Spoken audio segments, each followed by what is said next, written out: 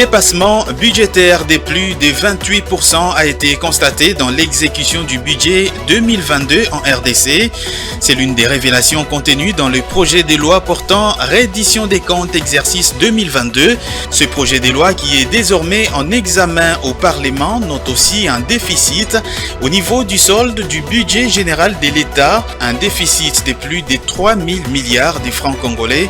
Les détails à suivre dans cette édition du journal. Et puis après plusieurs tractations, la nouvelle équipe dirigeante de la minière de Bakwanga, la MIBA, est entrée officiellement en fonction ce jeudi 28 septembre 2023, après une cérémonie de remise et reprise en présence notamment de la justice.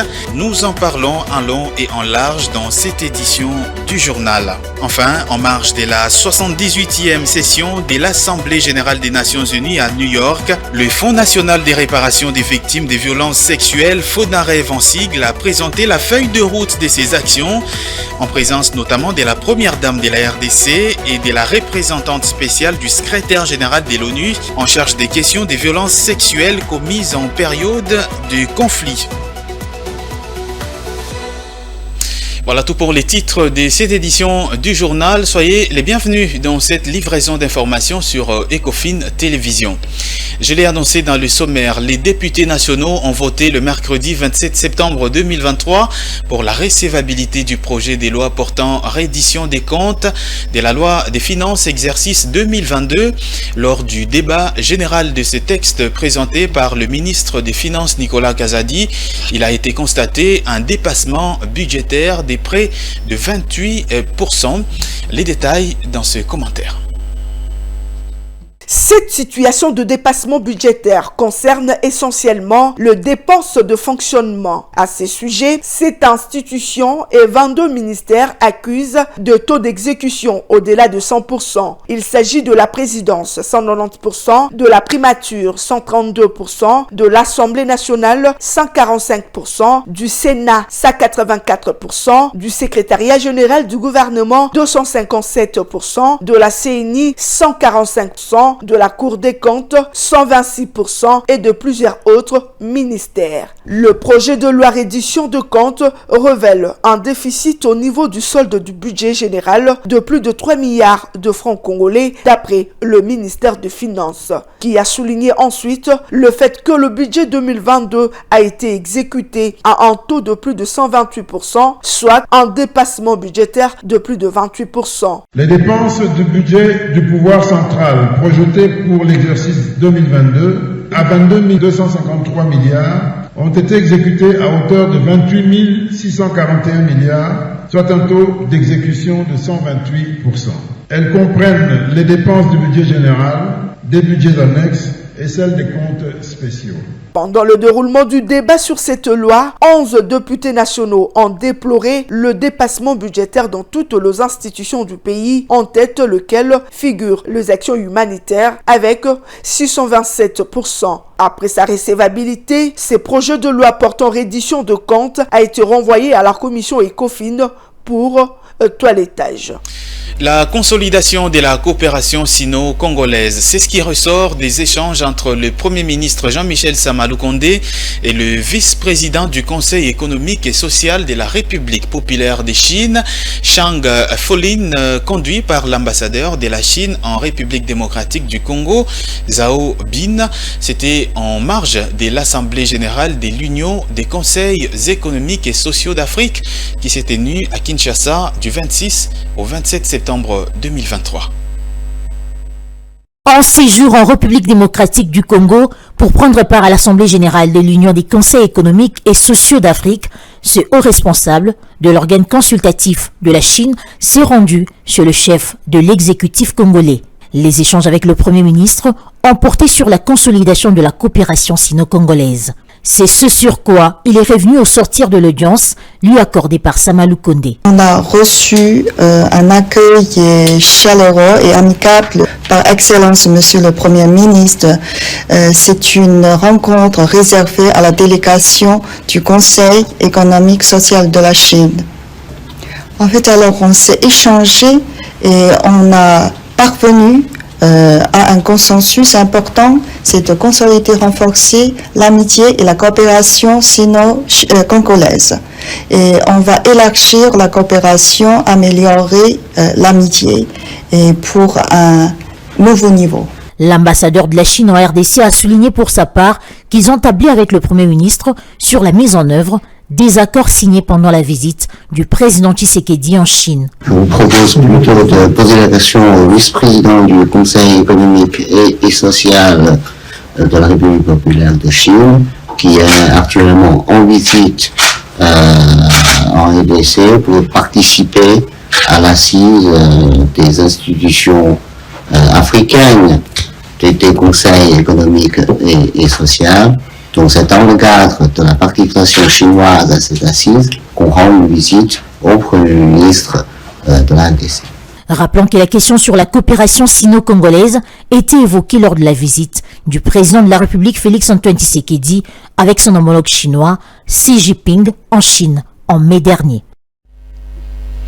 Nommée depuis le 30 juin dernier par ordonnance présidentielle, l'équipe dirigeante de la minière de Bakwanga, la MIBA, que chapeaute le président des conseils d'administration Jean-Charles Okoto, est entrée en fonction ce jeudi 28 septembre 2023.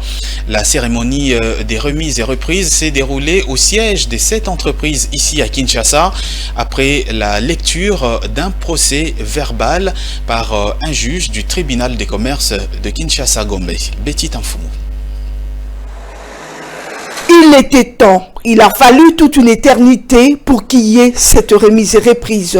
3 mois après, l'équipe que va chapeauter Jean-Charles Okoto prend finalement le bâton de commandement de cette entreprise que tient à cœur le chef de l'État, Félix Tshisekedi. Malgré les temps écoulés, l'équipe sortante a brillé par son absence.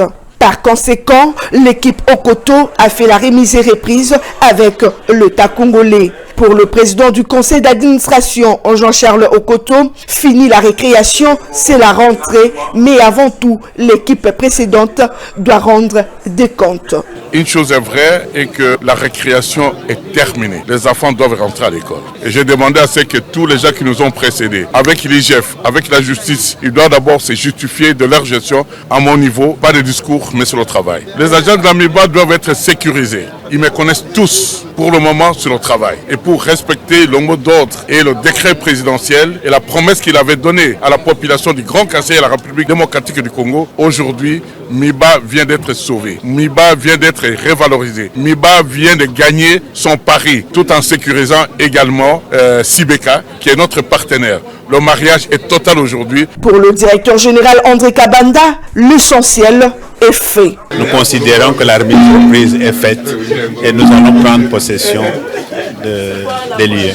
La relance de la MIBA, le chef de l'État l'a promise et cela va passer assurément par l'équipe Jean-Charles Okoto qui vient ce jour entrer en fonction.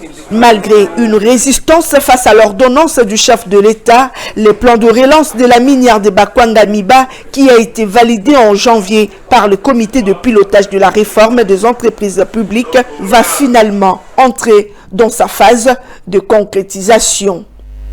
Et en marge de cette même cérémonie, la société anonyme des droits belges, Sibeka, actionnaire dans la minière des Bakwanga, représentée par son avocat conseil Jean-Fils Goa, a manifesté son satisfecit face au maintien de son quota, notamment dans l'administration. On l'écoute. Nous sommes le partenaire de MIBA depuis tous les temps. Ici, on est venu clôturer l'activité d'aujourd'hui. On avait commencé au tribunal du commerce où on a tenu l'assemblée générale ordinaire. Il y a eu des points inscrits à l'ordre du jour. Notamment, il n'y a pas longtemps, vous êtes des médias, vous savez que le chef de l'État venait de prendre une série d'ordonnances, notamment au sein des sociétés minières de Bakwanga, où nous sommes actionnaires. Nous sommes très contents parce que nos droits ont été respectés et nos quotas n'ont pas été touchés. Donc, nous sommes contents. Et vous l'avez vu, même le président du conseil d'administration nous a remercié officiellement pendant la séance. Donc nous ne sommes pas un obstacle pour le développement du MIBA. Nous sommes là pour accompagner MIBA depuis la nuit des temps. Qu'ils sachent qu'il y a un nouveau vent qui souffle au sein du MIBA et qu'on parlera du MIBA au futur et non au passé. L'Amiba, justement, on en parle encore. Longtemps considéré comme fleuron de l'économie de la République démocratique du Congo, cette entreprise du portefeuille de l'État peine depuis plusieurs années à redorer son blason terni. Que restait-il justement de la minière des Bakwanga, cette entreprise d'extraction des diamants dont le plan de relance des activités évaluées à plus de 450 millions de dollars américains a été adopté en début d'année par l'Assemblée nationale? Élément des réponses dans ce commentaire de Igor Biwaka rendu par Grace Luyanga. Créée en décembre 1961 par la province du Kasaï oriental, la société minière des Bakwanga, MIBA, est en charge de l'extraction des diamants en République démocratique du Congo. Détenue à 80% par l'État congolais et à 20% par Sibeka, société des droits belges, cette entreprise publique peut se targuer d'avoir été l'une des grandes sociétés contributrices à l'économie nationale. Dans les années 1980, elle faisait vivre 40 000 personnes employées et leurs familles. Minée par la mauvaise gestion, le délabrement des installations, le détournement et le pillage des ressources, notamment durant la guerre du Congo, l'entreprise a inexorablement baissé en activité. Au début des années 2000, l'Amiba produisait en moyenne 6 millions de diamants par an. Criblée des dettes, la production a chuté avant l'arrêt définitif des activités en 2008. Relancée 3 ans plus tard, l'Amiba n'a malheureusement pas pu se repositionner comme le joyau de l'activité économique du pays, dès Lumumba, comme ce fut à l'époque. C'est cette descente aux enfers de cette société d'extraction diamantaire qui a conduit les acteurs politiques à s'interroger profondément sur la problématique de sa relance. Sur instruction du président de la République démocratique du Congo, des réflexions ont été menées. Il y ressort un plan de relance évalué à hauteur de 453 millions de dollars à exécuter dans 5 ans, accompagné d'un plan d'investissement de 161 millions de dollars à exécuter dans 3 ans. Rappelons que le nouveau mandataire de cette entreprise vient de prendre officiellement leurs fonctions depuis leur nomination en juillet dernier par le président de la République, Félix-Antoine Tshisekedi. Réfléchir sur les défis qui entravent le secteur des mines en République démocratique du Congo, comprendre les problèmes liés au contentieux entre l'État et les investisseurs dans les mines en RDC sont entre autres les différents sujets autour desquels les panélistes ont échangé à la 7e édition de l'Alternative Mining Indaba, ce forum qui s'est tenu du 26 au 27 septembre 2023 à l'hôtel Rotana, ici à Kinshasa. On écoute à ces propos quelques panélistes. Ce genre de rencontres, nous on les qualifie comme état de vitrine, c'est-à-dire qui vous offre une large audience, une audience qui est multi-acteurs, qui permet de devoir réfléchir sur les défis qui entravent la bonne gouvernance du secteur minier. Le Congo, c'est un pays qui est riche en ressources naturelles, mais paradoxalement également, le Congo est parmi les pays les plus pauvres au monde. Donc ça offre ce genre de réflexion et de partage d'expérience également entre les acteurs qui travaillent dans le secteur. Et ici, vous avez les acteurs publics, c'est-à-dire les officiels congolais, vous avez les acteurs de la société civile, vous avez les acteurs du secteur privé et même chercheurs, et aussi les leaders communautaires qui viennent aussi participer. Donc, une bonne impression parce que ça offre cette possibilité d'échanger. Un des problèmes, par exemple, que nous, on a tout à l'heure vu avec ces panels, c'est pour comprendre cette problématique davantage de contentieux entre l'État et les investisseurs qui ont investi dans le projet minier, lesquels contentieux ont des impacts à la fois parfois négatifs, mais également qui peuvent aussi avoir des impacts positifs sur l'accroissement de revenus. Et donc, je crois qu'il y a eu beaucoup de réflexions très intéressantes dans le sens de comprendre les causes, mais aussi comprendre également substantiellement les accords que nous avons actuellement, qu'est-ce qu'ils renferment. Nous avions fait juste remarquer une chose, qu'à chaque maillon de la chaîne de l'exploitation minière, il y a des risques de corruption. C'est pour ça que nous allons commencer avec le premier maillon qui est celui de la signature de contrats, de l'attribution des titres, de la production, des exportations jusqu'aux recettes du secteur minier. Nous avions démontré qu'il y a beaucoup de risques de corruption à chaque maillon de la chaîne et nous avons montré quels sont les efforts que le pays peut fournir en la matière. Le but de cette activité que nous sommes en train de faire, c'est pour que les recettes intérieures puissent s'améliorer. Dans le reste de l'actualité, le ministre congolais en charge des hydrocarbures a réceptionné officiellement le mercredi dernier les clés de la première station industrielle du projet de dégazage du golfe de Kabuno dans la partie est de la République démocratique du Congo.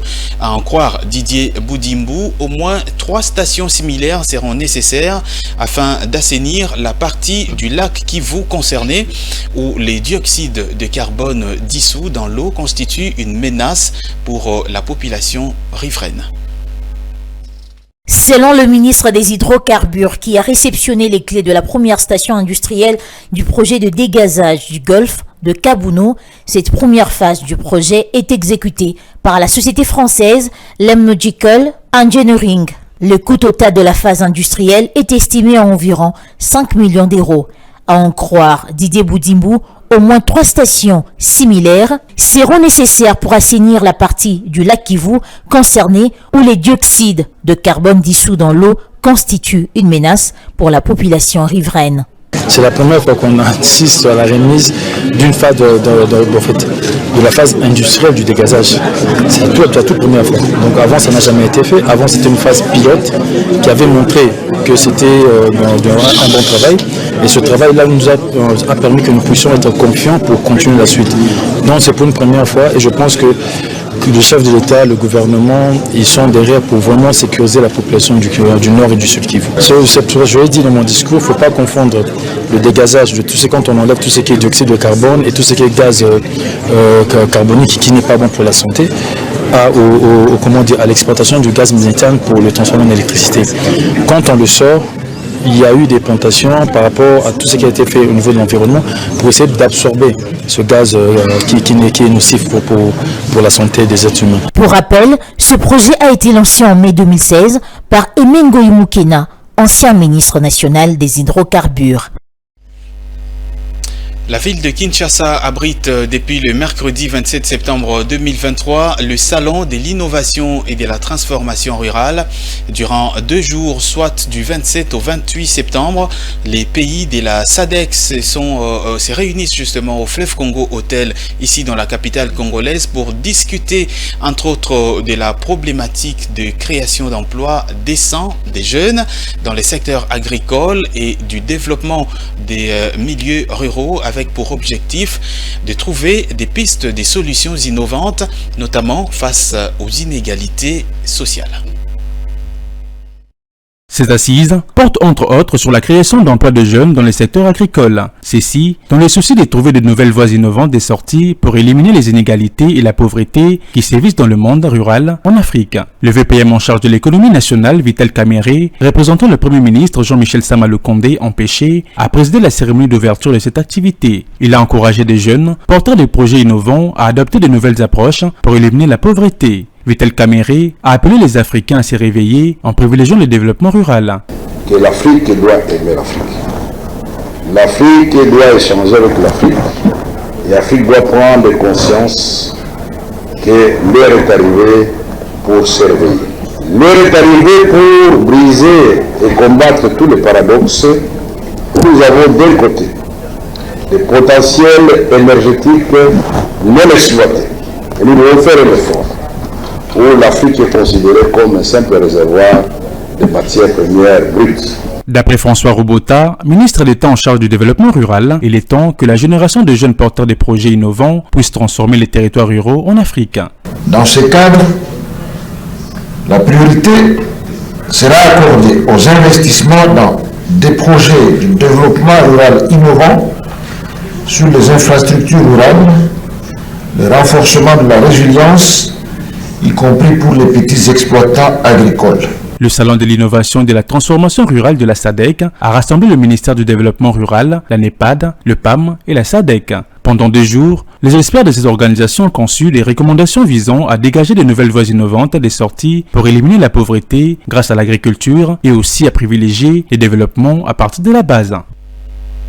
Je l'ai annoncé dans le sommaire de ce journal. C'est lors d'une rencontre en marge de la 78e session ordinaire de l'Assemblée générale des Nations unies qui se tient à New York aux États-Unis que le Fonds national de réparation des victimes des violences sexuelles, FONAREV en sigle, a présenté la feuille de route de ses actions. C'était en présence notamment de la première dame de la RDC et de la représentante spéciale du secrétaire général des Nations unies en charge des questions des violences sexuelles commises en période de conflit. La dite feuille de route des actions des FONAREV, présentée par son directeur général, a permis d'approfondir les échanges sur les bonnes pratiques en matière de réparation des victimes des violences sexuelles liées en conflit en République démocratique du Congo. Pamela Paten, représentante spéciale du secrétaire général de l'ONU, chargée des questions des violences sexuelles commises en période de conflit, a félicité la première dame du travail accompli jusque-là. C'est une opportunité de féliciter la distinguée première dame pour le travail accompli en si peu de temps en ce qui concerne la loi portant sur les réparations, l'établissement du Fonds national pour les réparations et maintenant la composition de la FONAREV. Donc ça a été une opportunité pour moi d'être présentée aux membres de la FONAREV qui m'ont fait un exposé de leur travail depuis le lancement de la FONAREV. Mon bureau reste entièrement à la disposition du gouvernement de la RDC dans tout ce qui est appui technique pour la mise en œuvre de cette loi qui est très très importante pour les victimes des violences sexuelles. Pour le directeur général des FONAREV, Lucien Lundula, la FONAREV attend un accompagnement de la part du secrétaire général de l'ONU chargé des violences sexuelles en termes de renforcement des capacités. On a fait un peu le point sur les remarques et surtout les recommandations des victimes et nous avons échangé avec elles sur une collaboration future entre la République démocratique du Congo et les Nations unies. Nous attendons un accompagnement de la part de Madame et de son institution en termes de renforcement des capacités. Nous aurions également des comités de concertation d'experts pour voir comment ensemble nous pouvons planifier une feuille de route conjointe où nous travaillerons sur les différents éléments liés aux victimes de violences sexuelles en RDC. Cette séance de travail était l'occasion de faire le point sur une approche globale de la justice et de la responsabilité permettant aux victimes des violences sexuelles liées au conflit d'accéder sans entrave aux services essentiels à leur établissement et de renforcer leur participation aux procédures judiciaires. Place à présent à la revue des presses.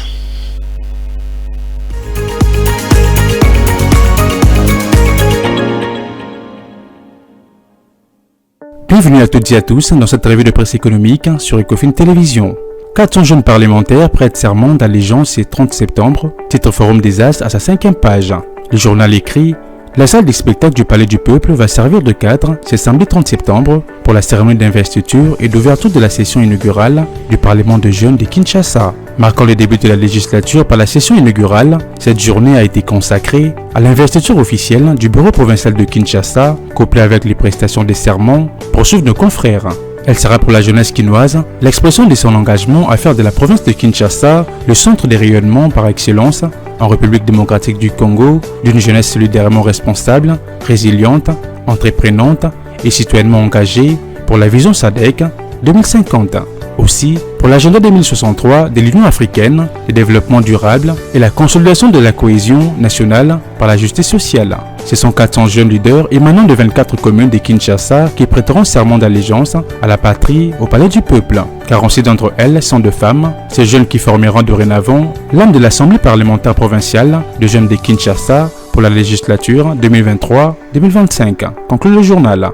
Terminons cette revue de presse avec Congo Nouveau qui titre à sa 4e page « Sama Lukonde lance les projets conjoints du partenariat des Nations Unies ». Le journal note « C'est le mardi 26 septembre 2023 à Kinshasa que le Premier ministre Jean-Michel Sama Lukonde a, au nom du chef de l'État Félix-Antoine Tshisekedi Tshilombo, procédé au lancement officiel du projet conjoint du partenariat des Nations Unies pour la promotion des droits des personnes handicapées et à la validation des documents stratégiques du ministère en charge des personnes vivant avec handicap, notamment le document de politique nationale de promotion et protection des droits du PVH, stratégie nationale d'autonomisation et d'inclusion sociale des personnes vivant avec handicap et autres personnes vulnérables. Cette cérémonie, poursuit-il, organisée par le ministère délégué en charge des personnes vivant avec handicap, a connu l'appui technique de plusieurs agences du système des Nations Unies, notamment l'UNDSA, les PNUD, l'UNESCO, l'UNICEF, l'UNFPA, l'ONU Femmes, et l'OMS. Le journal poursuit. Dans son discours d'ouverture de ses activités, le chef du gouvernement a souligné que la détermination du chef de l'État au juré, une nouvelle ère de la perception et la considération de la personne humaine en général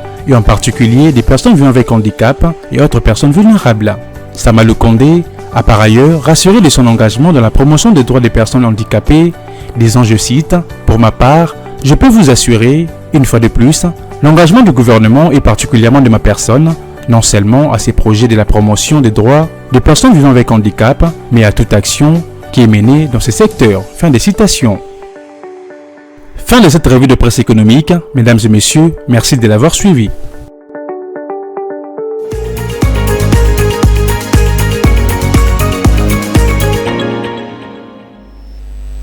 Ce journal est arrivé à sa fin. Voici tout de suite le rappel des titres. Un dépassement budgétaire de plus de 28% a été constaté dans l'exécution du budget 2022. C'est l'une des révélations contenues dans le projet de loi portant réédition des comptes exercice 2022. Ce projet de loi qui est désormais en examen au Parlement note aussi un déficit au niveau du solde du budget général de plus de 3 000 milliards de francs congolais. Les détails, vous les avez eus dans ce journal. Et puis après plusieurs tractations, la nouvelle équipe dirigeante de la minière des Bakwanga, la MIBA, est entrée officiellement en fonction ce jeudi 28 septembre 2023 après une cérémonie des remises et reprises en présence notamment de la justice. Nous en avons consacré une grande partie de notre édition. Enfin, en marge de la 78e session ordinaire de l'Assemblée générale des Nations Unies qui se tient à New York, le Fonds national de réparation des victimes de violences sexuelles, FONAREV en sigle, a présenté la feuille de route de ses actions. C'était en présence notamment de la première dame de la RDC et de la représentante spéciale du secrétaire général de l'ONU en charge des questions des violences sexuelles commises en période de conflit. Ce journal est complètement terminé. Merci à toutes et à tous de l'avoir suivi. Je vous souhaite une excellente suite des programmes sur les antennes d'Ecofin Télévision.